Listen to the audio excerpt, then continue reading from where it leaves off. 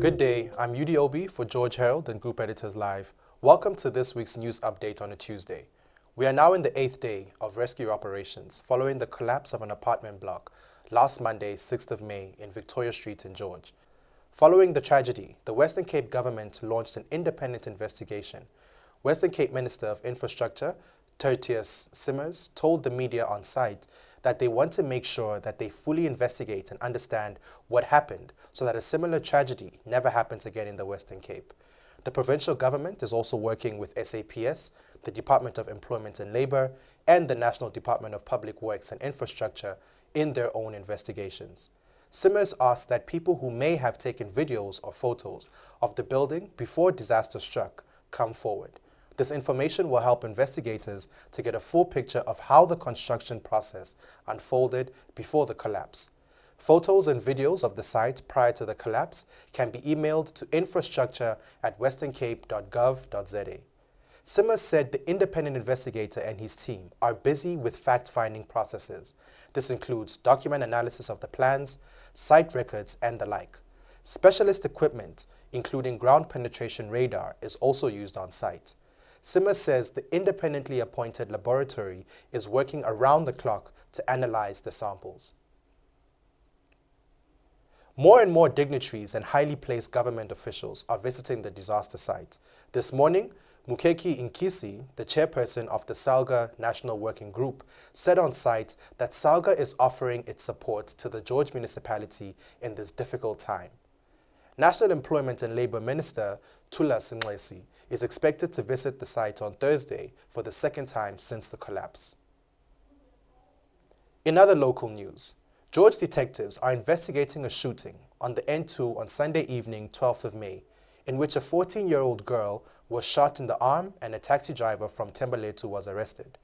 Sergeant Chris Spies, provincial spokesperson, says traffic officers were conducting an operation on the N2 at Wilderness about 8:15 when a minibus taxi was pulled over but sped off. During a high-speed chase, shots were fired and the taxi was brought to a halt in Thembalethu. The 31-year-old male was arrested and charged with reckless and negligent driving as well as driving under the influence, while the 14-year-old girl was taken to hospital. An attempted murder docket was opened. Pakistan Police is investigating the death of Aileen Ross, 39 years old, who died in a house fire in New Dawn Park on Tuesday, 7th of May at about 11 p.m. According to Sergeant Spies, emergency personnel and police responded and found the body of the victim inside the gutted structure.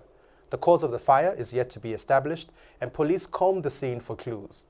A family member who spoke to George Herald alleges that the home was locked from the outside and deliberately set on fire by someone known to the victim. This could not be confirmed by the police. And now for some national news that affects each and every South African. The presidency announced yesterday, 13th of May, that President Cyril Ramaphosa would be signing the National Health Insurance (NHI) Bill into law tomorrow, Wednesday, the 15th of May.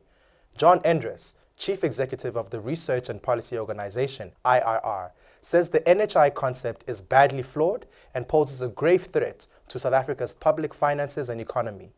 That the Ramaphosa administration is now pushing ahead with it, while ignoring the constructive criticism and warnings it has received over recent years, is extremely concerning, says Endres. He invites donors with an appetite for litigation to get in touch with his office directly, herman@irr.org.za. And now for some good news. Cape Nature's Groenvlei-Kaap project has received a fishing boat from the Oceana Group. Thousands of people from the Southern Cape and Karoo have benefited from this successful feeding scheme. The project sees Cape Nature partnering with the Oceana Group, Isuzu South Africa, and Gift of the Givers. It was initiated in 2018 by Johnny Snyman, who has since become a vital partner through his non-profit organization, Invasive Fish Species Management, IFSM. Initially, the idea was to remove the invasive carp from Groenvlei and use it for organic compost. But following the onset of COVID, the focus shifted towards using the fish as a source of food. Over the past year, more than 9,700 kg of carp has been removed from Groenvlei, and since inception, the program has fed around 320,000 people through soup kitchens. Gift of the Givers has ensured that the carp harvested is of the highest quality and distributed to nearby communities as far as Oton, Kalidsdorp, and Uniondale.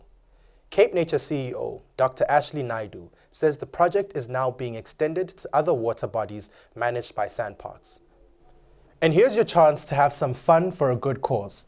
Great Brak River's fabulous annual charity Cabaret is back on stage at the Decker Restaurant on 30th and 31st May.